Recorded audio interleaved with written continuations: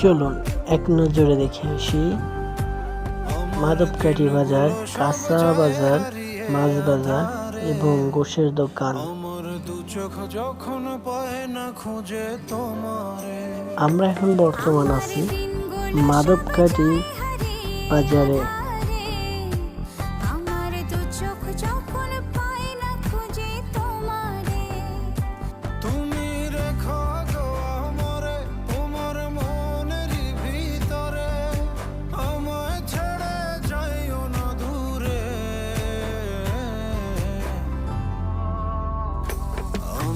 তোমার আশায় বাঁচি, তোমার ব্যথায় মরি, ভালোবাসি শুধু যে